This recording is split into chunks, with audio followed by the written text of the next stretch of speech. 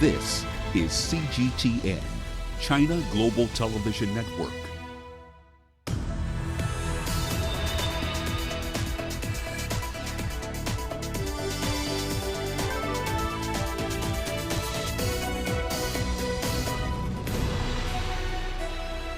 Hello there and welcome to Global Business Africa. We'll be giving you insight into Africa's business and financial markets.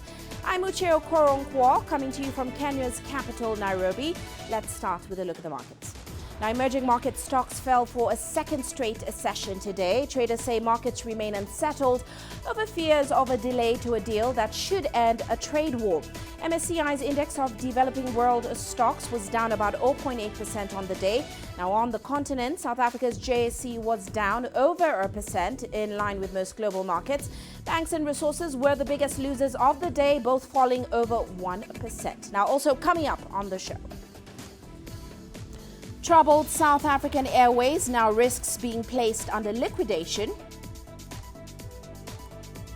Nigeria and Benin agree to set up border patrols to curb smuggling. And the OECD trims its global economic growth forecast for 2020. Now, the South African Airways strike entered its seventh day on Thursday. The two main unions involved in the strike met management for a round of discussions to seek a common ground. Meanwhile, the Center for Conciliation, Mediation and Arbitration in South Africa has now ruled that the three minority unions at SAA have the right to be included in any retrenchment discussions which the state-owned airline plans to have. Here's CGTN's Angelo Coppola with more. Solidarity, AUSA and Satawu chose to go to the CCMA rather than have the airline interdicted in the courts because of time pressures. We are going to allow a first sitting of the retrenchment process, and then we're hoping to achieve that. We'll try to put our facts in defense of the members. You will understand this process. Union must be given opportunity to represent and even to respond. And we are happy because in this process, that's where management will be forced by law to open their books in order for us to look at how they've been performing. Regarding the restructuring and the possible retrenchments, we are still communicating with our members pertaining to that. We have our union representative, which is at site at present, and we are discussing the options with our members. A day after Solidarity and its coalition partners won the CCMA ruling, the union called on the courts to place SAA in business rescue. The time is running out for SAA. You need a radical, decisive intervention, otherwise everyone will lose. You've got 11,000 in the workforce of SAA. If we don't act swiftly, it all could be lost. The airline simultaneously announced that it's suspending all of its services between Johannesburg and Hong Kong from 23 November to 14 December, citing the ongoing unrest in Hong Kong as the main reason for the suspension, providing more evidence that the airline was in trouble. Now it's important for everyone to work together, and it's important for government and other stakeholders to approach us now to see how are we going to work with this process that has begun officially today. The situation at SAA is precarious. While international flights are slowly resuming, the airline also announced that two of its more lucrative domestic routes would begin operating. But warnings have been issued that the unions and management have to find a solution to their impasse, as the National Treasury won't be bailing out the airline anytime soon. There simply isn't any money. I'm Angelo Coppola for CGTN in Johannesburg, South Africa. Meanwhile, South Africa's Reserve Bank has left interest rates unchanged at 6.5%. The Monetary Policy Committee decision was reached by a close vote. 3 members voted to leave it unchanged, while 2 chose to cut it by about 25 basis points. The Reserve Bank wants to see inflation expectations closer to the midpoint of its target range. Now, back in July, the bank changed the rate after cutting the basis points by 25 to 6.5%. It forecasted the 2019 GDP growth at 0.6%, but this has been lowered due to the low business confidence currently in the country. And moving on now, this week has seen the Global Business Forum Africa held in Dubai, with the 2019 event dubbed Scale Up Africa. While CGTN's Jacob Greaves has been looking at the burgeoning economic ties between the UAE and Africa. Take a look. The UAE wants to cash in on African opportunities. This is the 5th year this event has been running, and much talk has focused on untapping potential between the UAE and major cities in Africa. Dubai's Chamber of Commerce claims the UAE could be exporting around $3.6 billion more to African markets, but there's already firmly established ties. Events like this are an example of the growing importance Gulf countries place in Africa, in particular the likes of the UAE. If you just take Dubai as an example, its Chamber of Commerce has said non-oil trade with Africa between 2011 to 2019 is set to account for some $272 billion. It's a two-way flow, with African businesses also looking the other way. The UAE Africa Network has been running for around 3 years. It brings together entrepreneurs and businesses, and most recently hosted a fashion show in the shadows of Dubai's financial centre, showcasing design talent from Nigeria, Cameroon and Ghana. There's a few examples where companies from South Africa has come into Dubai, set up their company and kind of redoing business in other parts of Africa. We've had companies from the US that have come in and been a part of the network, successfully launched in 3 or 4 African countries. As for why, the UAE advertises itself as a regional hub, luring international firms with zero income tax and free zones to set up shop.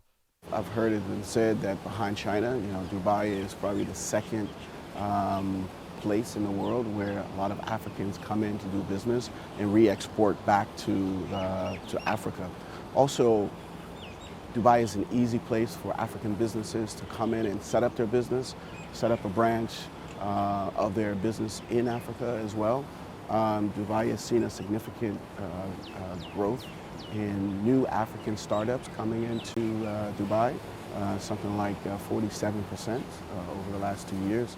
E-commerce firm Clickers is one company recently expanding into Dubai after beginning operations in Nigeria.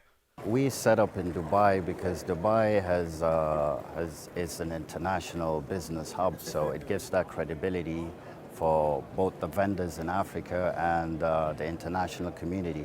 But our main selling markets are actually in Europe and in America, because of the storyline we're telling about these African products and the fact that these are SMEs trying to sell their products outside, and Clickers gives them a window where their products can be available for people to buy. Heavyweight UAE brands are also leaving a bigger footprint in Africa. Dubai-based port operator DP World has been pursuing a major expansion in Somaliland. The UAE government has become a major player in East Africa. For the oil-rich Gulf nation, growing commerce with Africa appears to be in vogue. Jacob Greaves, CGTN in Dubai.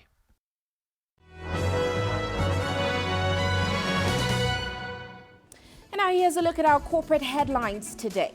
South African budget retailer Mr. Price saw its profit drop over 10% in the first half of the year. The decline is attributed to an imbalance in its product offering amid a tough retail environment and an economic slowdown in key markets. Meanwhile, Barclays Bank Kenya has announced that its rebranding into Absa is 80% complete, costing an estimated $9 million.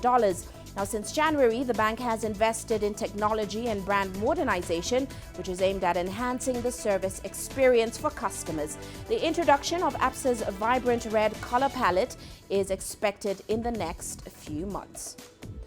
And meanwhile, General Motors has filed a racketeering lawsuit against Fiat Chrysler. It alleges that Fiat engaged in bribery to corrupt the bargaining process with the United Auto Workers Union. Now, GM will seek damages in the case, which stems from an ongoing federal probe into the union and Fiat Chrysler. And the debut of shares in France's state-owned lottery monopoly called Française de Jeux has been met with great anticipation by the market. Investors pushed the stock up 15%, and that's minutes after its opening. The government has raised about $2.2 billion from the sale of about 52% stake in the firm. And that's a look at our corporate headlines.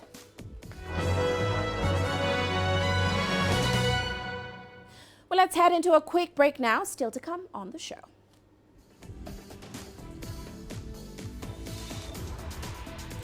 Nigeria and Benin agree to set up border patrols to curb smuggling. And African entrepreneurs explore new ways of production to boost continental trade. The world economy as we know it is about to change. Global business reports highlight emerging markets, developing countries, and dynamic sectors worldwide. We feature top analysts and newsmakers to provide perspectives on every facet of business. From an on-the-ground perspective, we provide you with balanced and objective assessments. Fast, sharp, and insightful. Global Business, only on CGTN. Every story starts out like this. Okay. We'll head up now. But beyond the rush of the numbers, there's always a more fundamental question. What happened? Who has been affected? When market-moving decisions are made, who's responsible? And why? Let's get some reaction on ground. Joining us in Johannesburg is Uche Okoronkwo. Hello, Naro. This is how all stories begin. See how they end. Only on Global Business. Africa is the nexus of enterprise, and Global Business will tell you why it matters. From the mega investment projects to multi-billion-dollar mergers and acquisitions. Africa today collects, just in terms of revenues from taxes alone, $545 billion a year. If you take 10% of that and you devote it to the energy sector, problem solved. All this on Global Business, weekdays at this time on CGTN.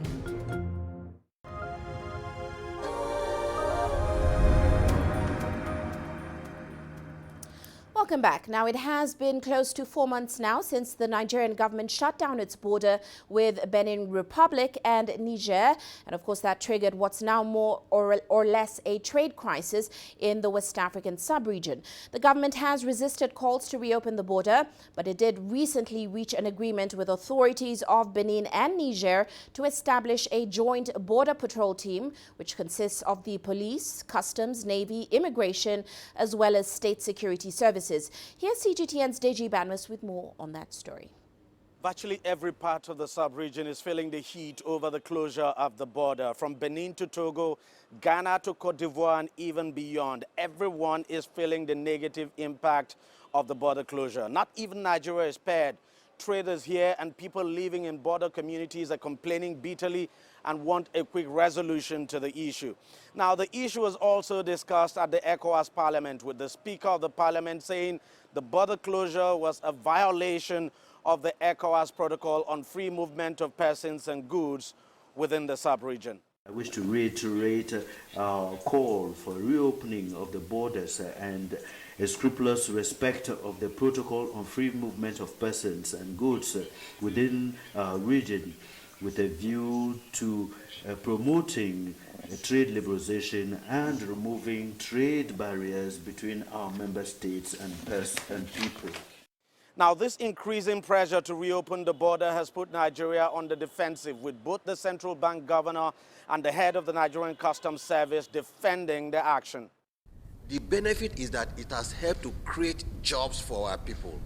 It has helped to bring our rice milling, integrated rice mills that we have in the country, also bring them back into business again, and they are making money. These are the benefits. We are not saying that that the border should be closed in perpetuity, but that before the border can be reopened, there must be concrete engagements with countries that are involved in using their ports and their countries as landing ports for bringing in goods that are smuggled into Nigeria. The drugs that are coming into Nigeria today, 95% of it come through our borders. Porous borders, these guys can take it through any route. Weapons. Mr. Chairman, I make bold to say today, since we closed the border, the act of banditry has reduced drastically. Despite those positive pictures painted there, Nigeria still has to trade with its neighbors. So cross-border trade is inevitable, and that's mainly the reason why the Nigerian government is now sort of peddling, convening a tripartite committee with Niger and Benin to work out modalities that would eventually lead to the reopening of the borders. So every eye is now focused on that committee to address all the issues Nigeria has raised and come up with recommendations, among which will be when the borders will be reopened. And that is expected to happen pretty soon. Deji Badmos, CGTN, Lagos, Nigeria. Now, the World Export Development Forum has discussed the possibility of having more African brands produced in different countries within the continent. African governments are saying that manufacturing could grow faster if the products are sold in the African Continental Free Trade Area, which is an intra-Africa trade opportunity that will have a market of about 1.2 trillion people. Coletta Wanjoy with more from Addis Ababa. Ethiopia is setting up industrial parks like this for manufacturing of different products. So far, it has managed to attract foreign investors who are producing goods for export. The country says between July 2018 and March 2019, it collected $103 million in export earnings from these industrial parks. Other African countries attending the World Export Development Forum in Addis Ababa are looking to promote such manufacturing, but with African ownership. Ashish Thakar, who does phone manufacturing in Rwanda, says his business proves that Africans can manufacture anything. Over the last 1 month, we have exported to over 43 countries. And the largest countries in terms of retail volume on maraphones.com, do you know what the top 5 countries are? Number 1 is Germany. Number 2 is the United Kingdom. Number 3 is the United States. Number 4 is Italy, and number 5 is Switzerland. These are 5 countries which is our highest sale volumes of Mara phones made in Africa.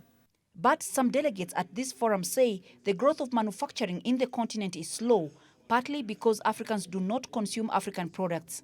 Buy local, buy Africa. That's the first part. So you need that patriotism, because even you will not have an integrated economy when the development of our countries are still not at the same path. The European Union currently enjoys a single market of 28 countries, but it is advising Africa's 54 countries to be ready to make compromises when the African Continental Free Trade Area comes into force next year. 60 years after, we are still battling with some of the impediment of the things that do not allow us to really call saying that we have a truly perfectly functioning single market. We still need to make progress on fiscality.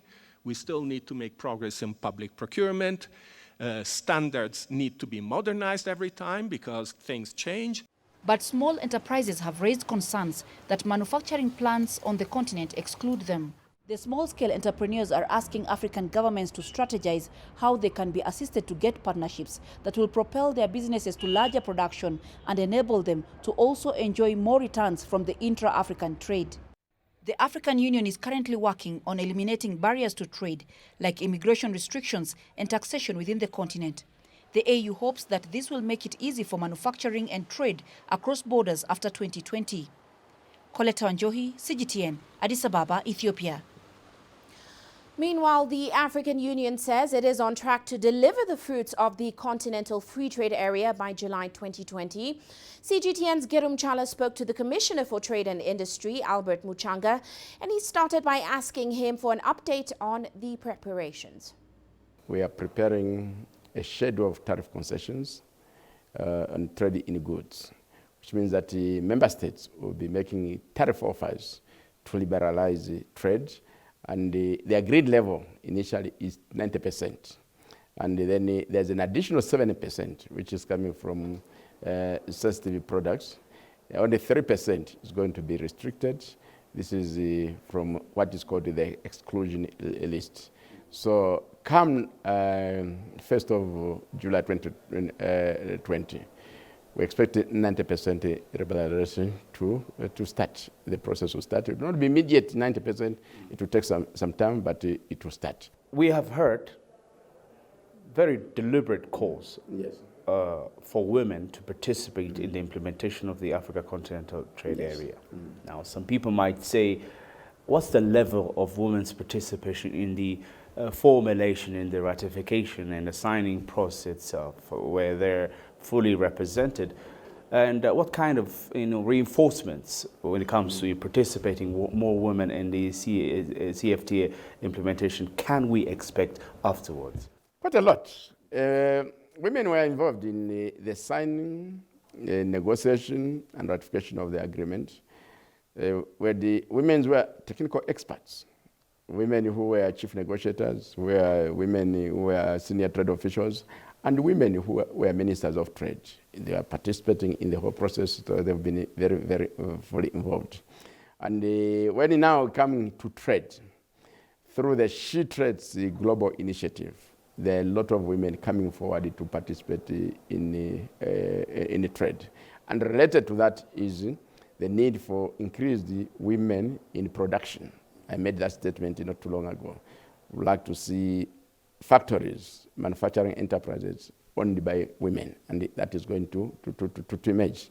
And one of the resolutions emerging from this meeting, the Africa Industrialization Week, is that we should mainstream women in the process of promoting industrialization across Africa, and in terms of promoting dialogue between the private sector and the business community. So we are going to create next week in the African Business Forum, and the women are going to be fully involved in that. Now, the Islamic finance industry is growing quite fast. Global assets are now at over $2.4 trillion. The industry has been growing at over 10% per annum, taking hold in leading international markets. But how is Islamic finance taking root across Africa, particularly here in Kenya? Here's CGTN's Ramanyang with more. For decades, Islamic finance has been pretty common in Muslim nations across the Middle East and Southeast Asia, with some forecasts indicating it could be worth $3 trillion by 2020. Much of the rest of the world is now looking to tap into this market segment. But what is the difference between conventional banking and Islamic finance? Islamic finance is banking or financial services that are done on the basis of Sharia principles, which talks about the prohibition of interest, prohibition of excessive speculative or risk-taking behavior. It talks about the sanctity of contracts, financial contracts and commitments that you get into, and also the prohibition of investments in what's considered to be non-permissible or non-halal ventures. The global Islamic finance market covers a variety of products, from conventional banking to insurance, even to bonds.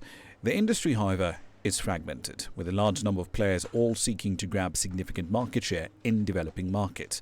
In Kenya, Islamic finance targeting both Muslims and non-Muslims has seen gradual growth. In Islamic banking, we share risks with our customers. When we enter into partnership, when we are financing our customers, for instance, a customer wants a mortgage, we enter into partnership with the customer. Both of us contribute. So we share both profits and losses. So in case something happens to the house or something happens to the vehicle, both the bank and the customer will bear losses.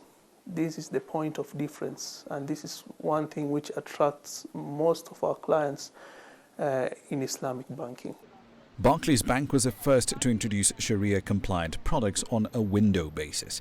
Kenya Commercial Bank, which is now the country's largest bank by assets, followed suit in 2006 before Gulf African Bank and First Community Bank, both of which are wholly Islamic banks, entered the Kenyan market.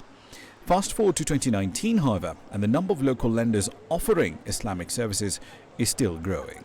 This clearly shows that this is a market with a growing demand for the Sharia-compliant products. And this demand is not only because of the growing Muslim population, but also the non-Muslims who found some values in Sharia banking principles.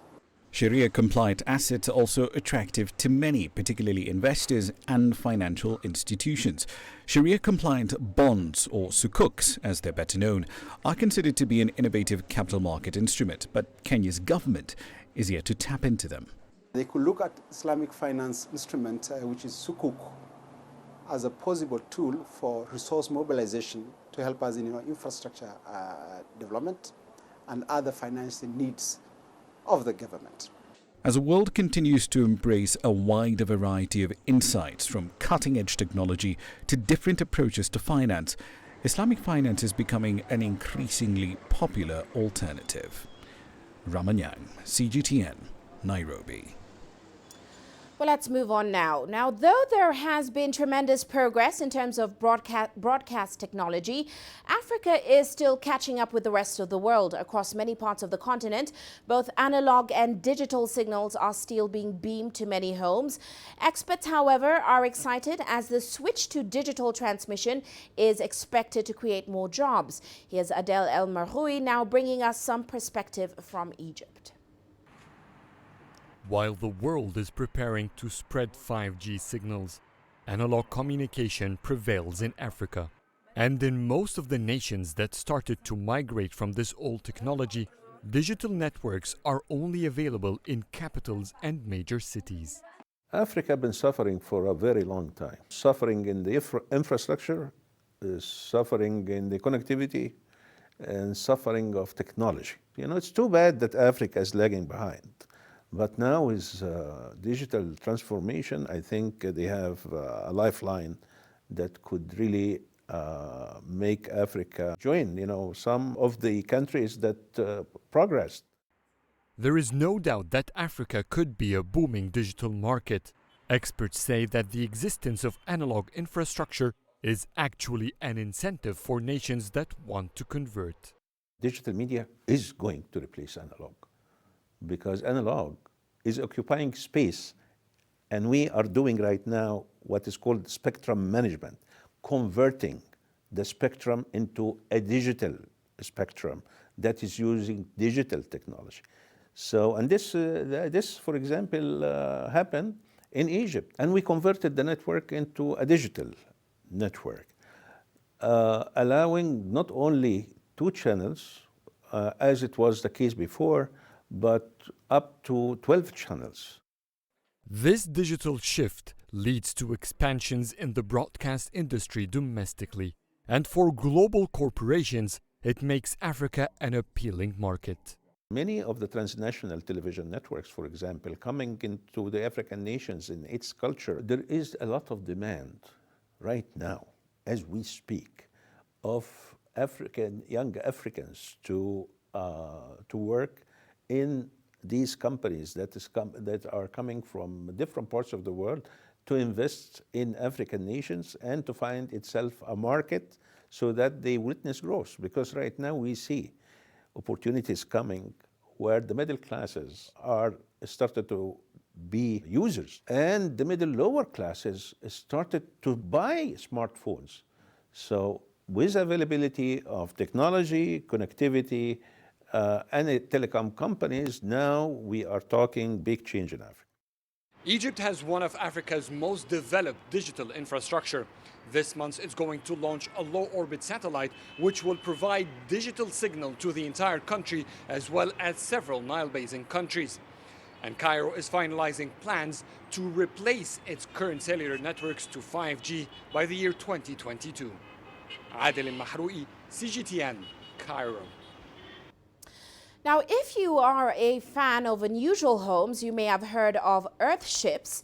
Earthships are basically ultra-sustainable homes built from recycled trash, and that's as people all over the world are now becoming more conscious and committed to protecting nature's balance. When engineering enthusiast Taimour El Hadidi first envisioned his dream house, he decided to give it an eco-friendly twist, building it entirely out of recycled products. Here's Alexandria Majala with his story.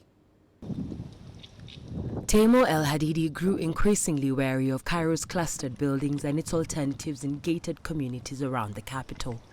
So when he finally got the chance to build his own home, he built the entire house from recycled material. He first started the project 4 years ago, and now his 2-story exquisite installation in the greater Cairo city of Sheikh Zayed is complete. We are really friends of the environment in general. We built this house in a way that makes it coexist with nature in terms of the wind direction, so that the wind enters the house from one side and gets out from another. The direction toward which the house is built takes into consideration the direction of the sun rays to enter at a certain point. It is also designed in a way that it doesn't get affected by the cold or the heat, in order to make the house functioning within nature. With no professional background in engineering or construction, he gathered a small team of creative workers, including builders, electricians, carpenters, and painters, who helped him realize his dream. They collected discarded concrete blocks, red bricks, and glass bottles to build the house walls, ceiling, and even beds. A recycled loader tire that was turned into a window stand stands out as a centerpiece in his house. Although building material was mostly free, the skilled craftsmanship cost him about $124,000. He hopes that young Egyptians struggling to find suitable housing would follow in his footsteps. I deliver to them a message that our houses could be built from materials found in the streets. The waste is enough to build many houses, and discarded material is thrown away on the streets, and people do not notice it because they consider it garbage or ugly things that no one wants. But this material could be recycled and would be great to build an affordable house. Other houses should not be as big as the one I built. I built this big house in order to show the idea and to capture people's attention. Egypt's government plans to pour tens of thousands of new housing units onto the market each year for the next few years, in a bid to reduce crowding in Egypt's congested cities and provide homes for the poor. But many analysts say the new residences are priced way beyond the means of most Egyptians, and a good share of them will remain unsold. However, embracing innovations like Hadidi's might just be the answer. Alexandria Majala for CGTN. You are watching Global Business Africa. Let's take a quick break now, but still coming up on the show.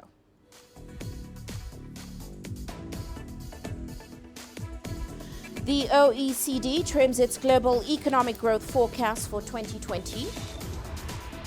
And the Saudi king bets on Aramco's IPO to create jobs and spur growth.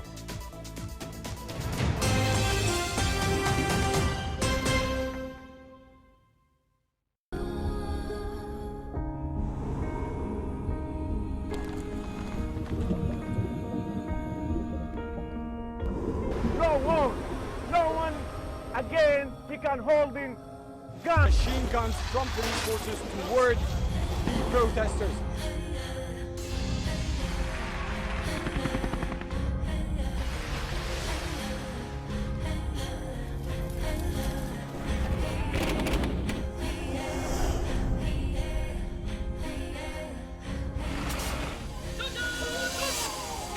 Were you worried about your life at that particular time? Not at all. The activity, thank you very much for your time now. What is your assessment of the state of the continent today? Africa has the potential to power itself. Excuse me.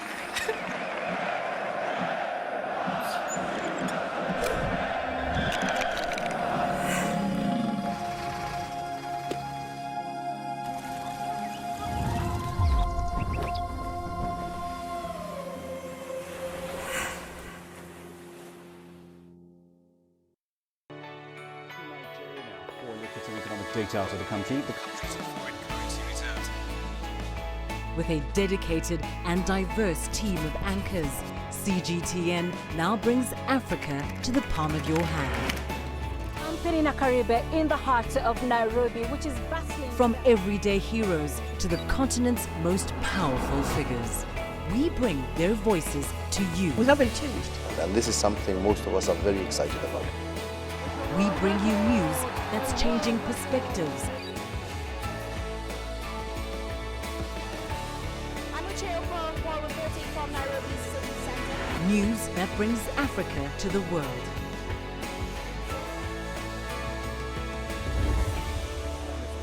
CGTN. See the difference.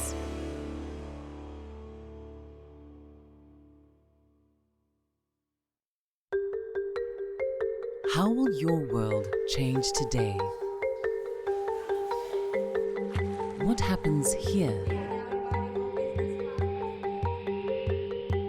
what happens there, or what you make happen for yourself. If it matters to you, it matters to us too. Your stories are the stories that need to be told. Africa Live. Find your voice.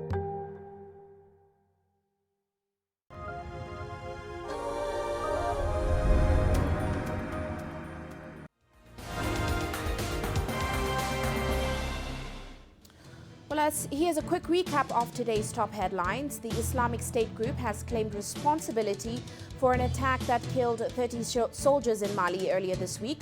According to a statement published by the site intelligence group, another 30 soldiers were wounded in Monday's ambush. Now, the attack was the third major strike against Malian forces in the last 2 months by jihadist groups.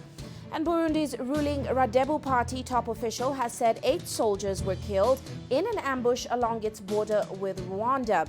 He did not name the attackers, but he said his government will not hesitate to take the necessary security action in the face of such aggression. Now, the Tuesday night attack at a military base is the latest and the deadliest in a string of raids targeting military installations. And Ethiopian election officials have been counting votes following a referendum which was held in the country's Sidama region. Now, Sidama residents voted on Wednesday on whether or not to have the southern zone recognized as a new federal state. Days of unrest in Ethiopia's southern region in July prompted the Sidama to push for greater autonomy. And that's a recap of today's top headlines.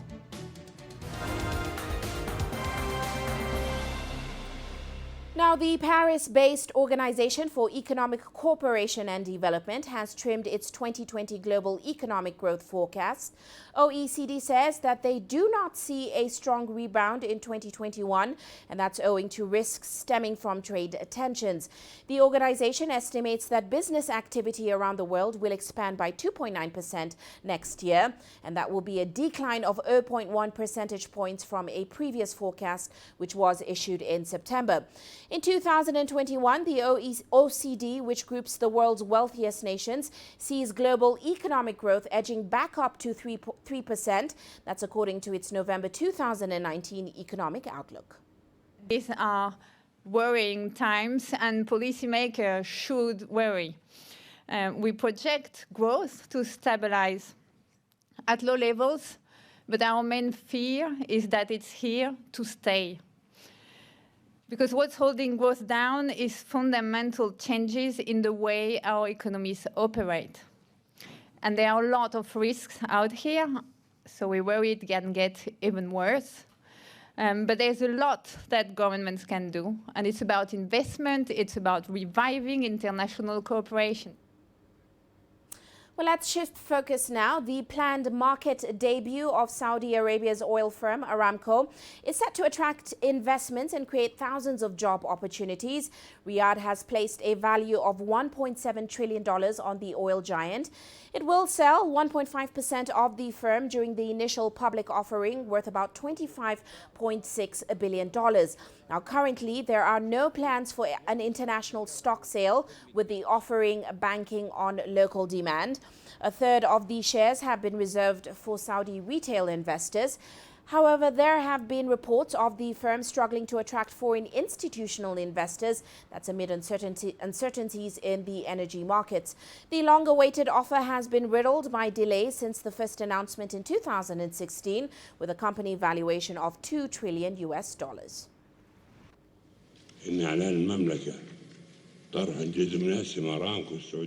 The Kingdom's announcement of Aramco's listing will allow investors to contribute to this leading company and will enhance the size of Saudi Arabia's financial markets to the ranks of global markets. The profits from the listing of Aramco's IPO will go into the National Investment Fund to target promising investment sectors inside and outside the Kingdom. Meanwhile, China's capital, Beijing, is hosting the New Economy Forum. Now, of course, the forum was established by Michael Bloomberg, and it covers global governance, trade, technology, urbanization, capital markets, climate, as well as inclusion. Chinese Vice President Wang Qilshan attended the summit's opening ceremony. CGTN's Guam Xin brings us this report. Time is running out. The New Economy Forum warned of a set of global challenges and called for action as it kicked off its opening session in Beijing. The focus is on new economies and opportunities that innovations could bring. Chinese Vice President Wang Qilshan said in his keynote speech, the reform and innovation will continue to drive China's growth. Only reformers can accomplish the challenges. We need to innovate to control our own destiny. We should understand that we are all in the global village. We share one common destiny. We should make rational choices based on this concept. The Vice President called for more dialogue and cooperation to increase understanding and tackle the trust deficit. We should discuss together, develop jointly, and share resources in terms of global governance. Multilateral trade and relationship democratization are what we advocate. We call for trust and a fairer governance system, and we know that trust is based on continuous understanding and is crucial for cooperation. We could get to know each other's national conditions and history through books and media, and more importantly, from dialogues as well as cooperation. This is a global issue. This forum is focused on the fastest growing parts of the global economy. It's focused on the newest technologies. It's a results-oriented forum. It's about problem solving, and it is what the world needs. Well, let's head to the U.S. now, where an impeachment inquiry on President Donald Trump is currently underway. We ask, how much does it cost to impeach an American president? Well, our reporter Tony Waterman crunched the numbers and found out that it's not as expensive as one may think. A sitting U.S. president may be the most powerful person in the world, but if history is anything to go by, it's relatively cheap to impeach him. A resolution impeaching William Jefferson Clinton, President of the United States, for high crimes and misdemeanors. 5 months of work on former President Bill Clinton's impeachment case cost just $1.2 million. I never told anybody to lie, not a single time, never. That was in 1998. Adjust for inflation, and President Donald Trump's proceedings would clock in just shy of $2 million. Of course, there are other economic indicators to consider, like the stock market. I had no prior knowledge of the Watergate break-in. During the inquiry into President Richard Nixon, who stepped down before being formally impeached, the markets tanked. It was the exact opposite for Clinton. During his proceedings, the S&P 500 jumped over 25%. But experts say this has more to do with the state of the economy than impeachment.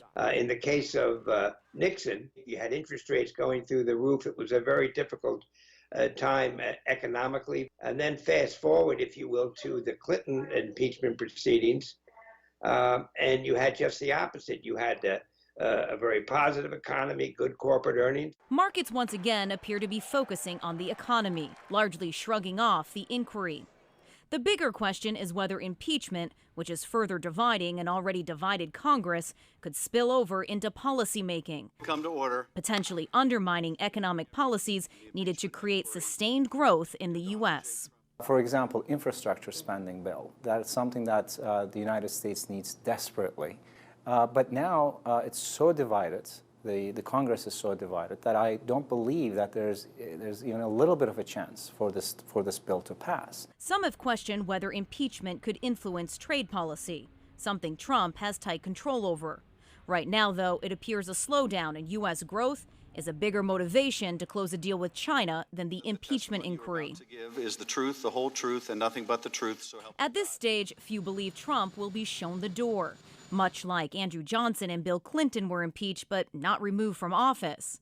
But if it were to happen, experts say it wouldn't jeopardize this country's status as a financial safe haven. Medium to long-term investment opportunities in the United States, the perception of foreign investors, I don't think it's going to change. But if that happens and the president is indicted, there's going to be an immediate impact on the stock market. But even these knee-jerk reactions have a way of working themselves out, keeping the cost of impeachment to a minimum. Tony Waterman, CGTN, Washington. Now, you may have noticed that planes across the world have become more cramped and crowded in recent years. Now, U.S. regulators are trying to determine whether those packed planes are affecting passenger safety. One entrepreneur thinks he's found a way to address passenger comfort. Here's CGTN's Hendrik Siebrandi with the story. Yeah, fire off the right wing. On October 28, 2016, an American Airlines Boeing 767 was accelerating for takeoff in Chicago when its right engine caught fire. Well, there comes the slide. The takeoff was aborted. It took 2 minutes, 21 seconds to evacuate the plane. Oh, my God. In part because some passengers insisted on grabbing their carry-on luggage. The U.S. Federal Aviation Administration requires that aircraft be evacuated within 90 seconds in case of an emergency. I don't believe we can meet the standard anymore of 90 seconds, which has been deemed to be critical. Hence the tests being conducted this month at an FAA facility in Oklahoma. Evacuate. Which, like this drill, will study whether jam-packed planes slow down evacuations. People are getting bigger. They're carrying more stuff with them. Contributing, aviation consultant Mike Boyd says, to the sense of crowding on flights that are now more than 80% full globally. He points out the distance between rows of seats on planes has narrowed in recent years. It's a safety issue for the government, but also, he says, a comfort concern. You're sitting in a 29-inch seat pitch. I mean, you got to have your acrobat suit on to get seated. So that's what's really driving it. They've gone and compressed more and more people and less space, and they've bottomed out. And the industry, the people have said, no more. Hank Scott thinks he's found a solution to the space issue, one that came from personal experience. I just was constantly in the middle, getting squished, and I thought there just has to be a better way. The founder of the Colorado company Molon Labe developed a middle airplane seat that sits slightly lower and behind the adjoining seats and is almost 13 centimeters wider. There are two big advantages to this middle seat. There's more room for your shoulders and no more elbow wars. Scott says the staggered layout has drawn interest from a number of airlines. Meantime, the FAA is looking at whether there are simply too many seats on airplanes by relying on those evacuation tests, 60 volunteers at a time. More seats typically mean more revenues for airlines. Boyd says it's about finding the right balance. It's been tried, where airlines have taken seats off of airplane, given you more legroom. Nobody cares. They will still book the lowest fare out there. The U.S. Congress says it wants minimum standards for seat sizes and distance between rows, which, along with innovations like these, could smooth out the flying experience and make emergencies more survivable in the future. Hendrik Siebrandi, CGTN, Lakewood, Colorado. Now, rapid advances are happening in artificial intelligence, computer vision, and big data. One event in Silicon Valley is showcasing how these technologies are now converging to transform our work and our daily lives. Here's CGTN's Mark Niu, who has more on the Internet of Things Tech Expo. More than 12,000 people from around the world are attending the Internet of Things Tech Expo to see the latest innovations.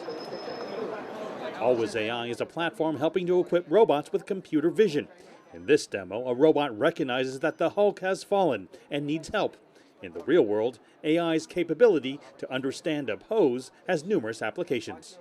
You could do fall detection like we're demonstrating here. You could do athletic tracking, kind of to help athletes kind of hone in on their form. And you could use it for like weapons detection, or you can quickly tell that someone is drawing a weapon or pretending to draw a weapon, right? And then you can have a system do something in response to that. Tracking becomes portable with sticker shock, which started on cricket bats. It's doing structural analysis of the bat when a ball impacts the bat. And we've trained it to determine the difference between the sweet spot where hits are good and other areas where hits are not so good. The sticker has 11 sensors that detect everything from movement to environmental conditions. There's this entire arena of information that's missing from factories, from critical infrastructure. I mean, the things you want to know are, is something important to me about to fail? Did a pipe leak? Is this going to lead to a problem? And so these types of applications are perfect for this because it can sense changes, critical changes in infrastructure. Sensing changes in facial features is the job of CyberLink's FaceMe, which uses AI and facial recognition to classify who it's seeing.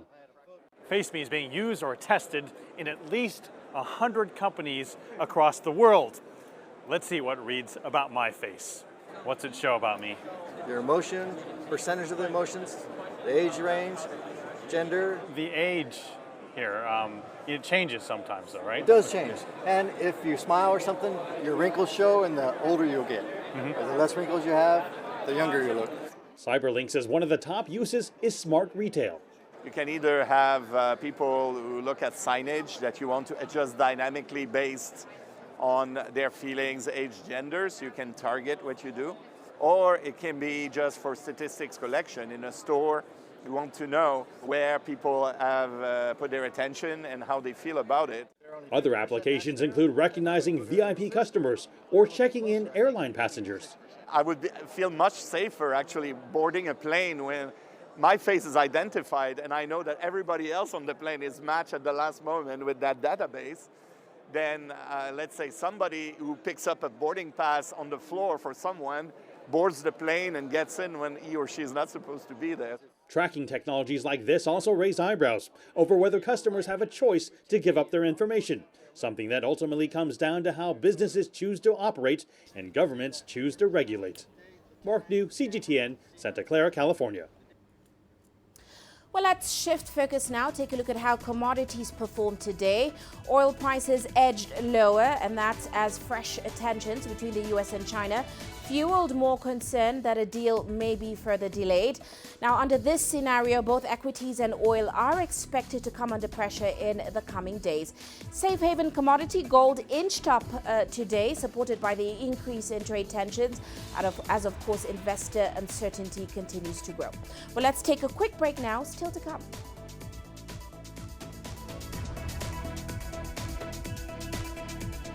We bring you the story of a recycling firm spreading hope in South Africa's townships.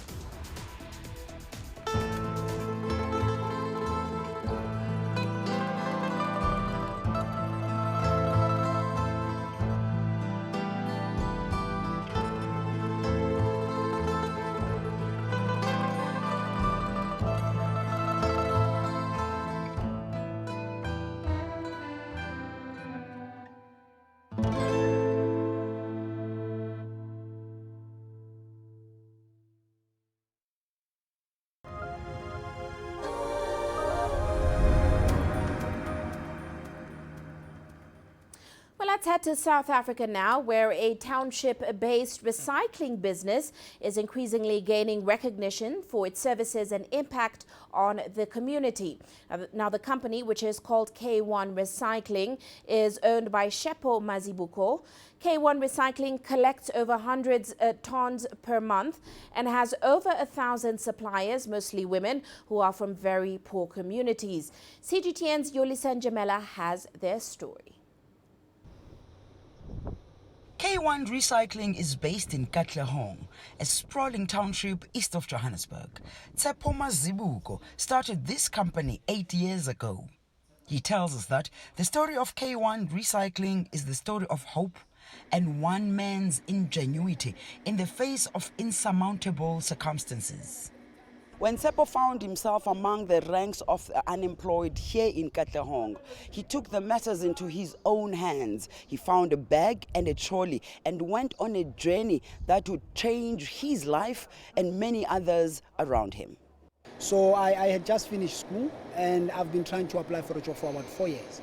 So that took a toll on me, if I can call it. It brought pressure because I had a wife and I had a child to support and I couldn't. So, well, I didn't just sit around, and what happened is that I volunteered in an NGO. Fortunately, in that NGO, the gentleman who was running it was from Brazil. Then the gentleman said, you know, in Brazil, because we saw these guys with trolleys, pulling trolleys, going to the dustbins, and he said, you know, part of Brazil is actually clean because of these guys. This young businessman met up with many challenges as he navigated this business venture. Firstly, we have a challenge of limited resources. Some townships have no resources at all. So by resources, I mean in terms of machinery, you know, a simple thing as a baling machine. Even if you get because I remember we got a baling machine, but now we had a problem with electricity. There was not enough electricity in the township. As a township entrepreneur, it's very challenging, you know, because firstly, we were not brought up in the environment of business. We were only taught that you need to go to school to learn and to get a good job, and that's all we knew. So for me to start now trying to make business was very hard. So after many years of trial and error, K1 Recycling has become a force to reckon with. Currently we're collecting around about 100 tons a month, you know, because we no longer just collectors, but we are processors of plastics. So we now work with a whole lot of waste pickers and some businesses. But our output is about 100 tons of plastics that we collect a month. He's currently working with 800 waste pickers and directly employs 13 people, effectively contributing to the country's economy. Yudison Jamela for CGTN in Katlehong, South Africa. Well, before we go, let's take a quick look at how Africa's currencies performed today. South Africa's rand extending gains as, of course, the South African Reserve Bank opted to keep the repo rate unchanged at 6.5%. And that, of course, was in line with market expectations. Meanwhile, Kenya shilling surging against the dollar with inflows from offshore investors buying stocks as well as government debt exceeding dollar demand from merchandise importers. Well, that's it for this edition of Global Business Africa. Remember, you can send your feedback to the contacts on your screen. You can also follow us on our various digital media platforms. From me, Uche Okoronkwo, and of course the rest of the team, thanks for watching.